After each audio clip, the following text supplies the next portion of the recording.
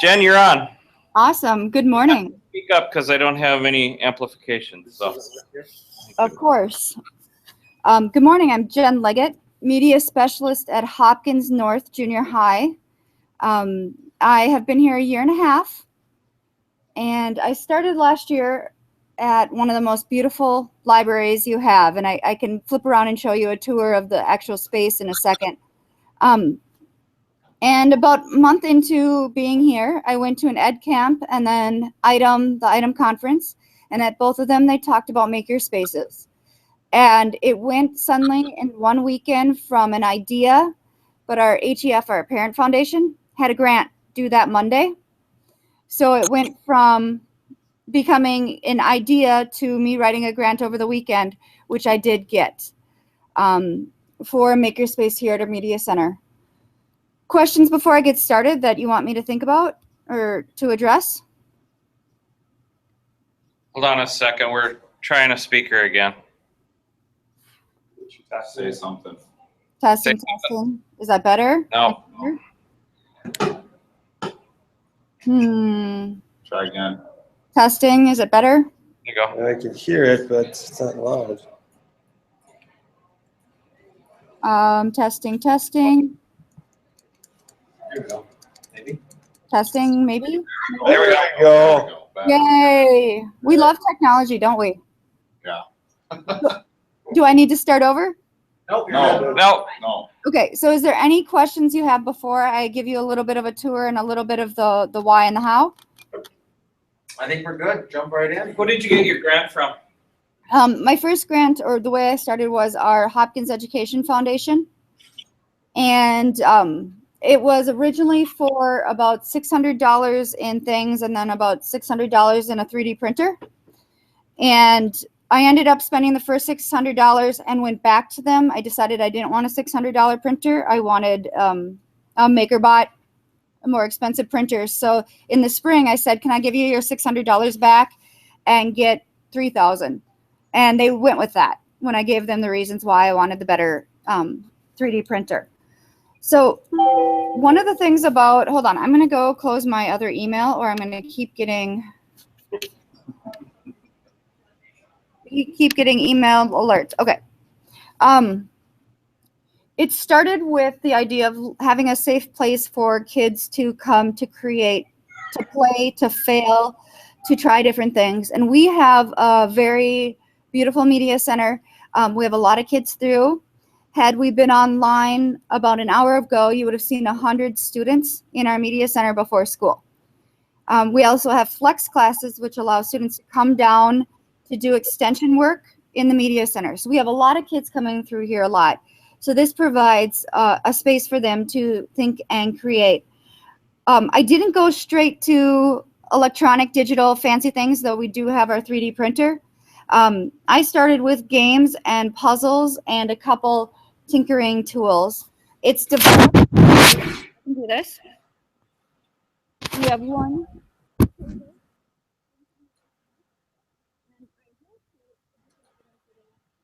Right now you'll see little bits where kids are making prisms on CDs. And I also have the good old calculator, which has intrigued the kids as much as that stuff. To give you an idea, can I drive this without getting sick? That is the flex space in my media center. So that's a space open for kids. Like I said, 100 kids fill that space in the morning, and the rest, that's the instructional area, some computers. So when I started with, sorry for anybody who gets seasick, like I said, puzzles. I got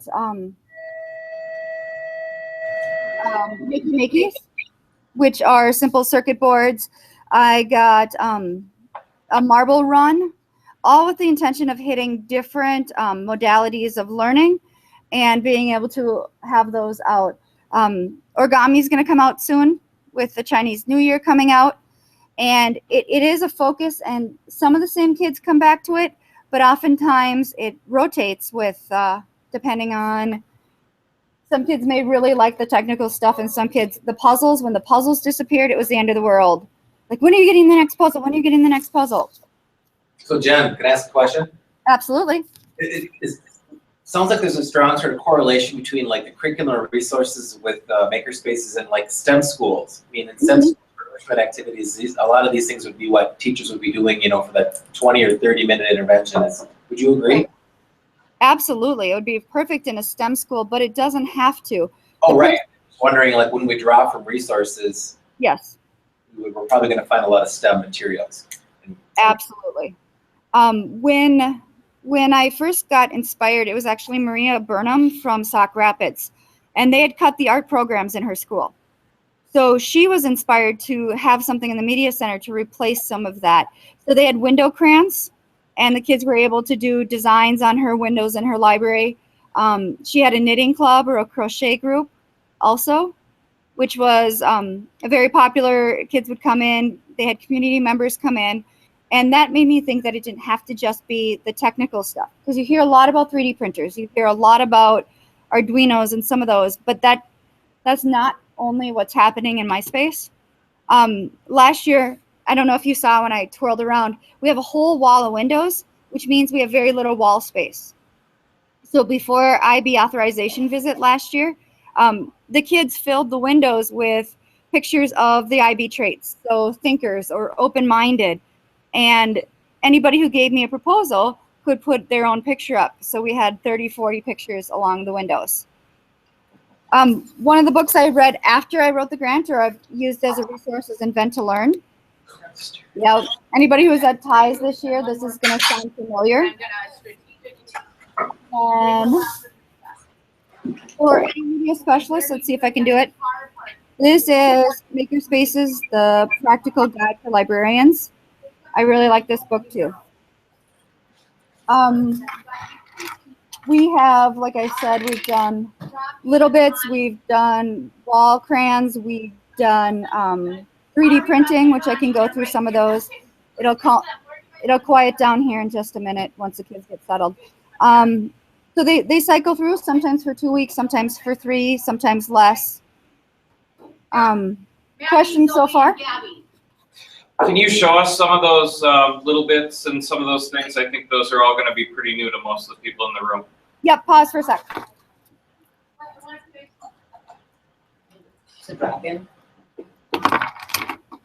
Mostly, yeah.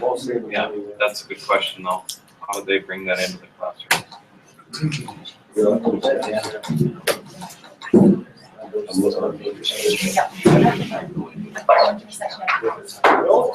No. What is this, like a interest group?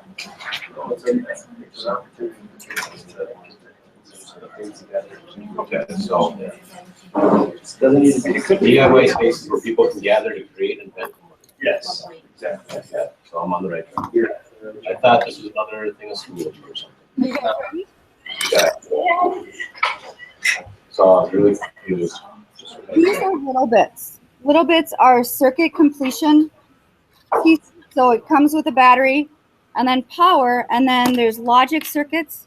So for example, this IR light will make the light sensor light up, or that's the one that's harder to explain. This is a motor, so when you set it up, the motor will spin. This one does a bright LED light, so if you put a dimmer in front of it, the kids can do dimming. The one that's been really, really, really popular in the last 2 weeks, this is a speaker. So the kids figure out how to power the speaker, and then they go grab their school iPads and they're playing music off their speaker. And it's the aha they get is quite amazing with that one.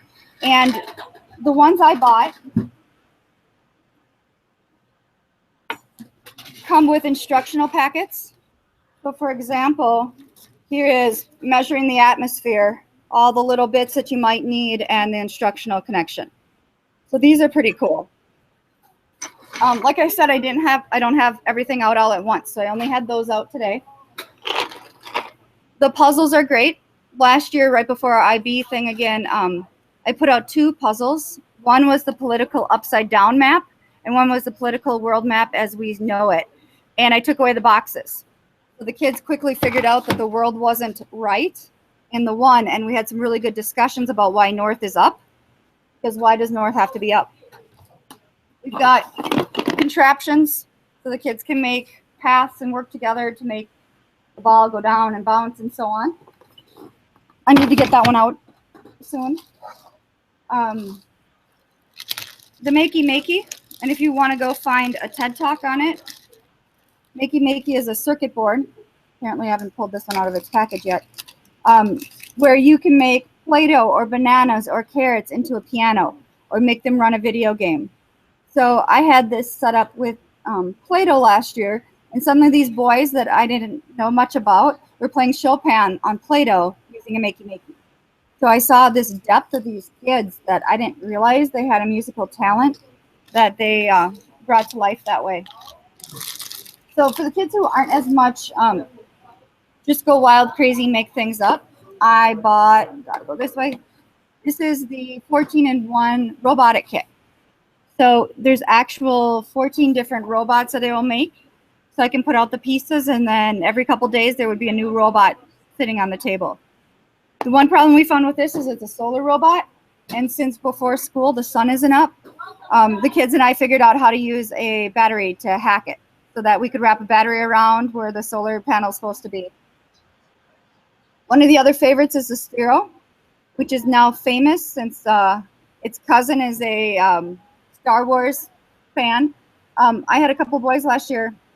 The Sphero goes all the way from, if you have a kid draw a letter R and hit play, the Sphero will follow that path, to driving it around.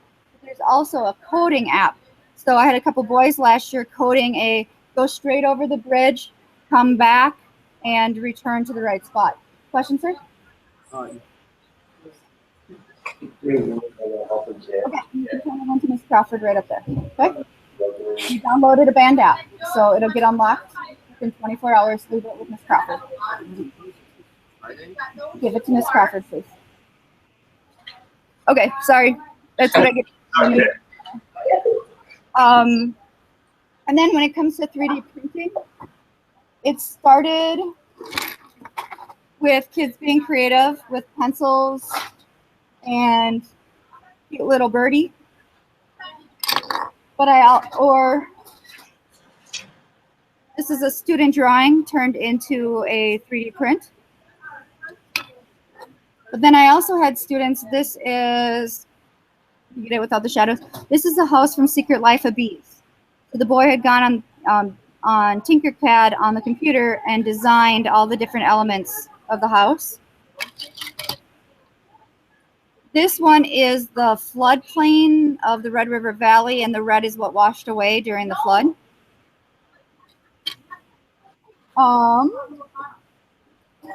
We got elephants and another picture, apple trees. So if the kids come up with a creative project that they do and they make, I'll print it for them. School ones will go up on priority, but hold on, I'm gonna step back. Video mute myself. Hold on. Micro layers over and over again. Yep. The printing takes a long time, so it's really slow. So I want to ask her if she comes back. I'm still here. I just had to not make everybody sick. My loudest teacher in my school was the media center, of course. The loudest teacher in the school to the media center.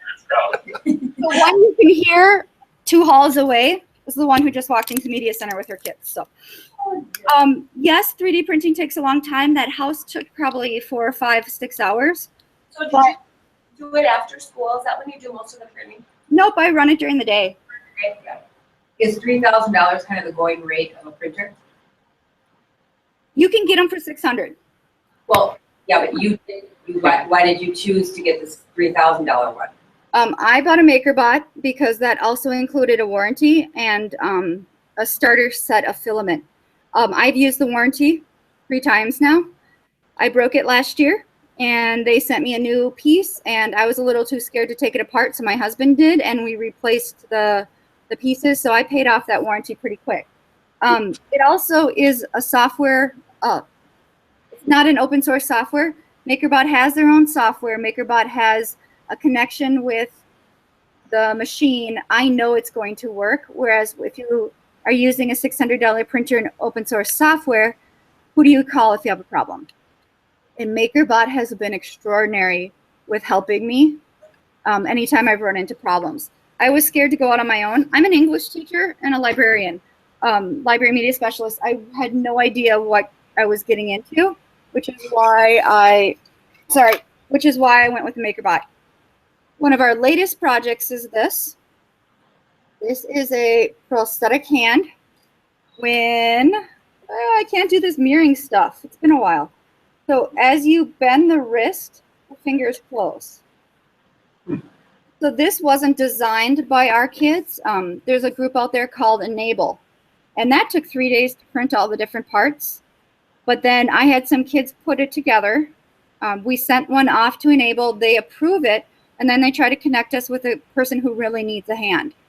So we would design the right size and shape for a person. So this made the real world connection more than just making an apple tree or a birdie. Suddenly my kids were doing the engineering and tying off the strings to do something to really change the world.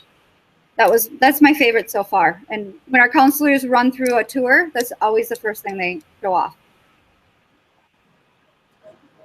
What other questions? You were saying the students were working on this project. Is it a walk-in situation? Is it a scheduled time? Is it before, after school? How does that work? Those kids they're in our Gifted Talented program, and it was their Genius Hour, their 10% time project. But I have teachers who send me notes saying, this math kid needs to be challenged more in my class, and I might connect him with a coding activity. We did Hour of Code this year. Last year we had 8 people. This year we had 115 do Hour of Code. So those types of things is connecting. I need to do a better job of letting teachers know what's here. So if they want to do it as part of their class, they can send kids down. If it happens during the school day, I ask that the kids or the teachers let us know. We put it on the calendar so that we know we're expecting 5 or 6 kids to be working in the makerspace. We have a schedule with the instructional space, book checkout, and our flex space all have separate signouts. So we make a note in the media center spot. Thank you. Mm-hmm. Jen, are you guys doing anything in the classrooms or outside of your space? There is a new class next year, though I haven't been all involved with it. That is actually a making class. So I saw the video for registration that the kids just got, and I wanted to sign up for the class. So that's one. I have provided, of course, when I got the Sphero, the first thing I did was roll it down the hall, right past the special ed rooms during class. So suddenly there's this robotic ball. So I provided that teacher, the Sphero has a lot of science lessons. So here's the lesson plan, here's the Sphero. Do you want me to come in and give the kids the opportunity to explore and tinker that way? So I need to get better about getting out. I think most teachers are aware it's here, but I don't know if they know how to take advantage of it. Hour of Code, I was in 4 or 5 different classrooms during that week. Did you guys all call each other and tell each other we're blue today? Got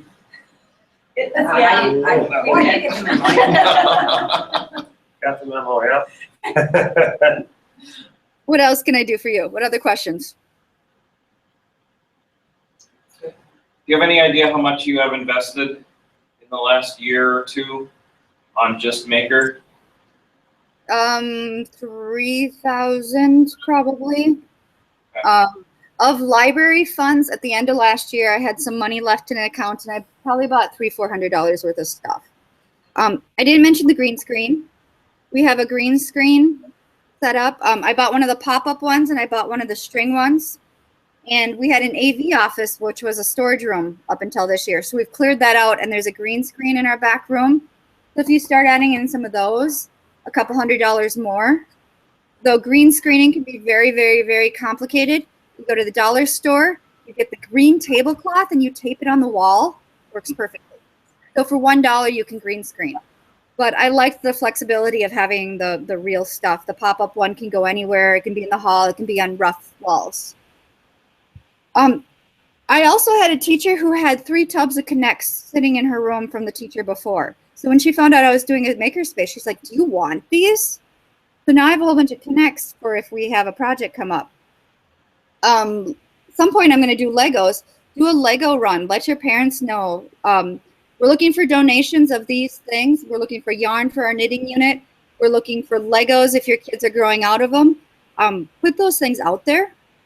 I've got the origami going out, and next I'm going to be putting out a VCR and a set of screwdrivers and have the kids take it apart, because I don't think a lot of them have seen the inside of technology in their generation. One of my other favorite ones last year, headphones are the bane of my existence. I hate headphones. I used to check out tubs of headphones until Christmas break from here. So you give teachers a tub of 25 and they'd come back with 5 broken. So last year I took, because paras and media specialists don't throw anything away, all the broken ones, put them out on a table with duct tape and electrical tape and glue gun, and said fix them. And the kids fixed 40 pairs of headphones, long enough to last a couple more uses. So thinking outside the box like that, one of them's like, well, you're just using us. Like, yeah, but you're learning and you're having fun. So yeah. So thinking different ways like that, and ask, I know a lot of people have had a good luck with the donor's choose, putting stuff out there, and then you share it with your parents, and then they put it out on their social media, and by $5 increments, you can get different things. I did use my AV budget, and it's in the mail. I'm getting a structure sensor, which is a 3D scanner. So if I sat with Tony and went around him, I could get a 3D bust of him and then print him on the printer. So I see a lot of academic use besides just making bobbleheads, but that's another thing that another $300-400 that I just spent. Jen, you said you're at middle school or junior high, is that correct? 7, 8, 9.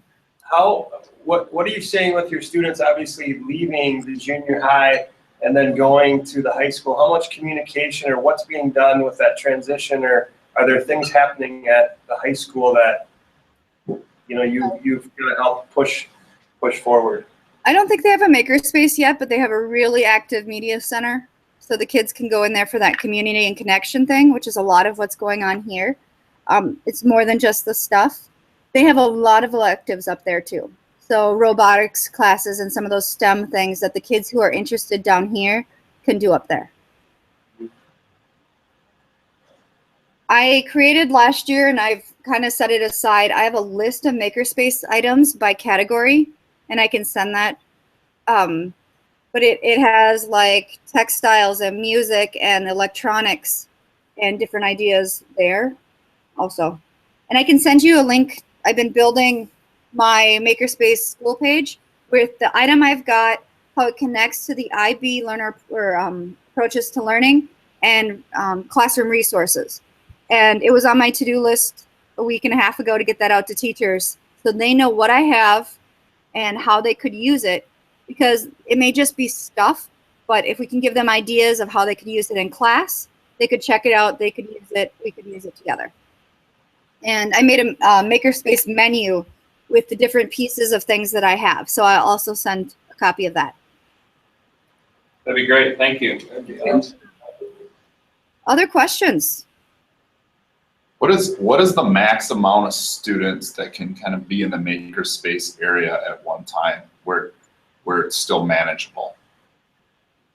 Right now, we have it on a side of the library with a table of about 5 kids. But if I knew they were coming, I'd clear out the instructional space and put stuff out there. Our furniture is movable, so if we needed to move stuff out of the way. Before I started, the principal had this vision of the flex space, and she went in and took out 3 sets of stacks of books plus some under my window, which was a significant amount of shelving, but I was able to, we got all the books to fit, though I should have weeded before I put the nonfiction back, I admit it. And so that space is huge. If we need to have, this week we have 3 classes of 9th graders coming in to do registration at a time. So it would just be saying this is makerspace, not classroom space that day, and putting it on the calendar. Okay, thanks. Mm-hmm. Usually there's not that many though. Okay.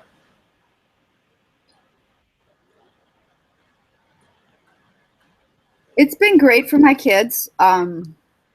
There's one young man who's autistic who didn't really connect with other kids. And when the Sphero came out and he was good at driving it, he was suddenly like the most popular kid in the media center in the morning. And seeing that change was great. But at the very beginning last year, I put out bananagrams. We had an extended home base, and suddenly we had a whole table of 10 kids playing bananagrams.